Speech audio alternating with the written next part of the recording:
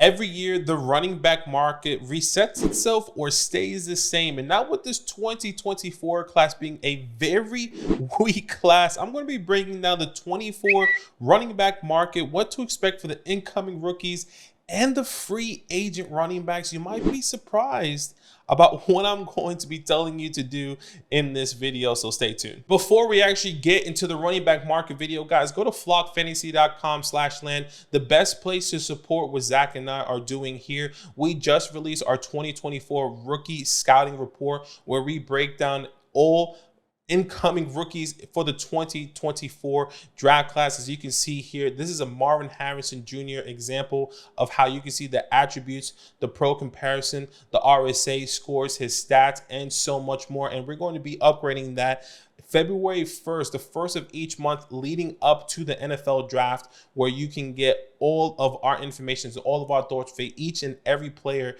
going into the NFL draft, guys. Not only that, you get so much more as a fantasy hotline, one of the best premium trade calculators in the market, our rankings, and so much more as we get into the off season in the Dynasty community. So once again, flockfantasy.com/land, the best place to support what Zach and I are doing here. And let's get straight into the video. All right, let's start off by giving you a nice friendly reminder of how we all expected the 2023 running back class to look like and feel. Obviously, there were some heavy hitters coming in from this past class, and it really didn't turn out the way we all expected it to be. Let me remind you, there were 17 running backs coming in, with at least 10 running backs, either myself or the fantasy community, expected to have some sort of fantasy relevancy in their career. So far this year, there has only been 4 running backs that have truly been an effective running back on a week-to-week basis for you. You can see those here: Bijan Robinson, Jahmyr Gibbs, Devonta Chain, and then I will even put Tajay Spears in that category. Now, you see the second half of that list, right? You see the ones that are in purple: Zach Charbonnet, Tank Bigsby, Kendre Miller, Big O Roscoe, Chase Brown downtown, and Sean Tucker, who I loved. Those were the guys that we were coming in expecting and hoping that these guys were going to be landing in some favorable landing spots and have some opportunity, but that clearly was not the fact, right? Only 4 running backs out of the 17 that came in, and out of at least the 10 that we hoped and expected to be fantasy relevant. That is less than half than what we have been given. And it's been a little bit disappointing, right? So this year is complete opposite.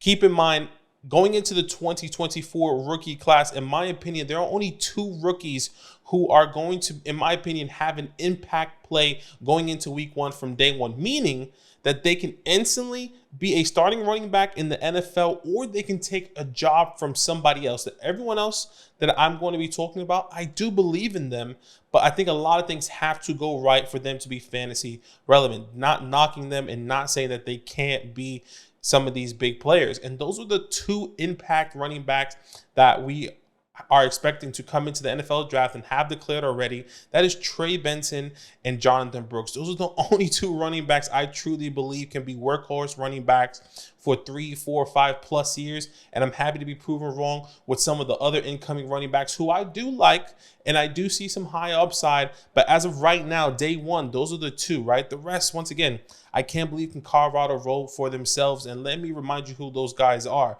Bucky Irvin, Blake Corum, Marshawn Lloyd, Braden Allen, Ray Davis, Audric Estime, Cody Schrader.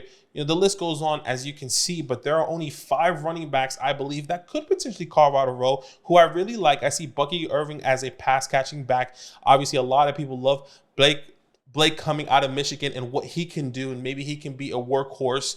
Marshawn Lloyd, also a Bucky Irving PPR opportunity running back. Braylon Allen, who's only 19 years old.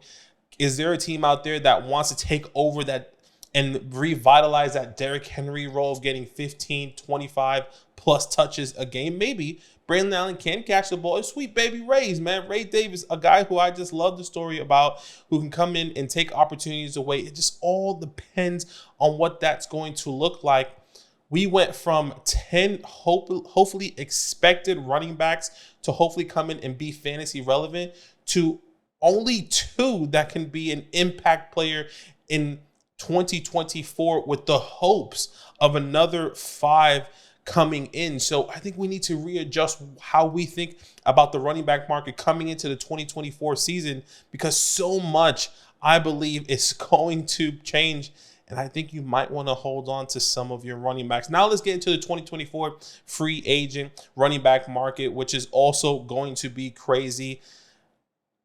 There's going to be a list here of running backs that I believe that are either going to be free agents or could potentially be cut depending on their situation. Not everyone is deemed a free agent. Not everyone is on their last year of their contract.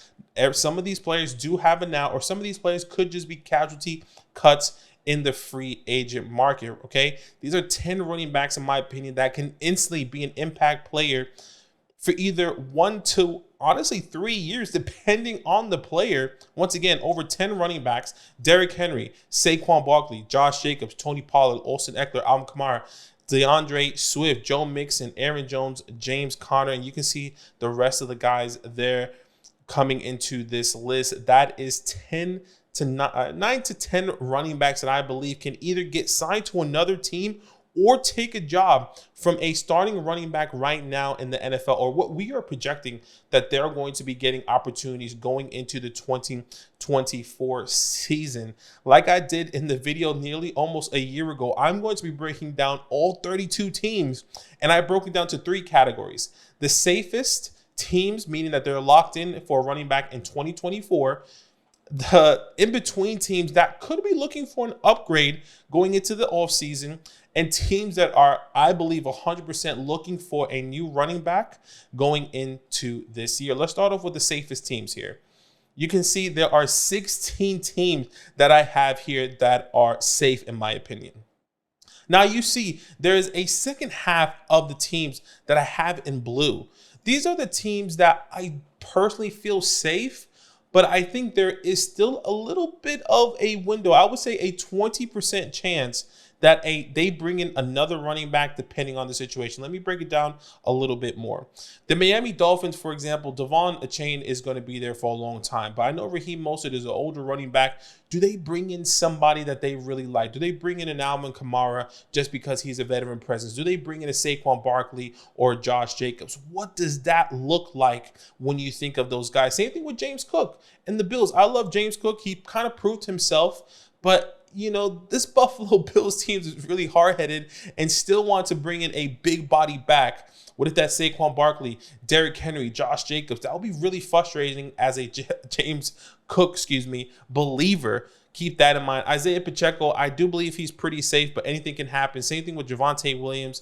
Obviously, Saquon Barkley and Josh Jacobs and Najee Harris are in this window where, okay, they're on their 1-year contract, or last year of their contract, or have been tagged, and this team is either going to extend their contract or potentially let them walk, or maybe trade them away. Whatever that looks like, anything can happen. But look, these guys are the 16 teams that I feel really confident in, and really moving forward with their running backs going into 2024. If not, obviously, things can change. You go into the in-between teams that are open for upgrade and saying, hey, you know, like, who's out there? I'm ready to listen to some phone calls. Maybe the one thing that they needed was an extra running back or a difference maker in the backfield. And these are the 8 teams: the Browns, Titans, Cowboys, Eagles, Bears, Commanders, Saints, Cardinals, right? These teams I say are in between because I can see them staying with their running back, or I can see them moving on from them. And also the in-between players, like someone like the Saints with Alvin Kamara. They could cut Alvin Kamara or trade him away and then be okay with Kendre Miller and a Jamal Williams, but anything can happen there. Same thing with Tajay Spears. Tajay Spears, you've seen get a massive uptick in production. They liked him. Decent draft capital in the 3rd round. Derrick Henry is no longer going to be with this team. Do they bring in somebody else to complement him, or just take over the workload completely? Once again, is that an Alvin Kamara? Is that even a Tony Pollard that could be going in free agency? Josh Jacobs, who's still a younger running back. Anything, once again, can happen. And then we look at the teams, in my opinion, looking for a new running back. And those are the 8 teams: the Panthers, the Chargers, the Texans, the Packers, the Vikings, the Patriots, the Ravens, and the Bengals. All of these 8 teams in my opinion, have been looking for a running back for a while, just haven't hit. Obviously, no, the biggest one here is Joe Mixon. He took a pay cut. Do they go out and cut him and maybe get somebody else? I'm not necessarily sure. What about the Ravens? The Ravens, if I'm not mistaken, were a big target for someone like a Derrick Henry, for someone like an Alvin Kamara. Same could be said with the Houston Texans. Now that, look, Devin Singletary is only on a one-year contract. Dameon Pierce no longer fits this offense. Can these guys like once again, Saquon Barkley, Josh Jacobs, step into this backfield because CJ Stroud, of how elite he is and all these other weapons they have around him?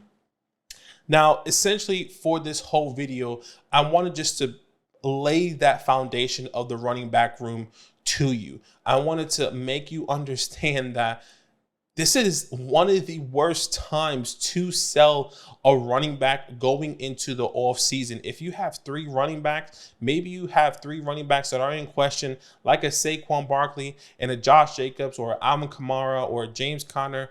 I don't care. I really want to keep them, because if I can't guarantee myself a Trey Benson, a Jonathan Brooks going into the 2024 rookie drafts, then I'm not necessarily sure that you should be trading away your running backs who have proven value. Now, look, their value and or their expectations going into the 2024 season may not be the same as we all have expected.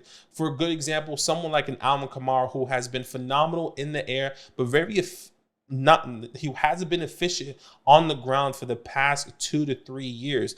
He has been a PPR monster. Does he go to the Baltimore Ravens, where he may have a better offensive line and more opportunities in the air? Or does he just get opportunities in the air? Does he get all the goal line touches? That is the type of things I'm looking for. And yes, I know you're probably in a dynasty startup and you're saying, I really want to build, or excuse me, you have a team and you said, I just really want to pivot to a young running back. I'm not necessarily sure if you can go out and trade for someone like a Jonathan Taylor, a Bijan Robinson, a Travis Etienne, a Kyron Williams, Jahmyr Gibbs, because those guys are going to cost an arm and a leg, multiple firsts, for you to acquire those guys on your team and for you to make a difference. So if I were you, the in-between players, in my opinion, this year with the free agent running backs are going to be key to keep on your team. I know you're probably saying, man, Tony Pollard didn't do too well this year. I need to trade him away because his value is going to plummet. I actually think his value could rise depending on the team he signs with. And he could be, once again, a whole new running back, resetting his contract and moving on to a brand new team that can bring you value over somebody. As much as you probably want a Trey Benson, as much as you want a Blake Corum, as much as you want a Jonathan Brooks, you can't guarantee where they're going to go and how they're going to look like in their career. That maybe you can lean on someone like a DeAndre Swift. Does he re-sign with the Eagles? Does he move on to a team like the Baltimore Ravens?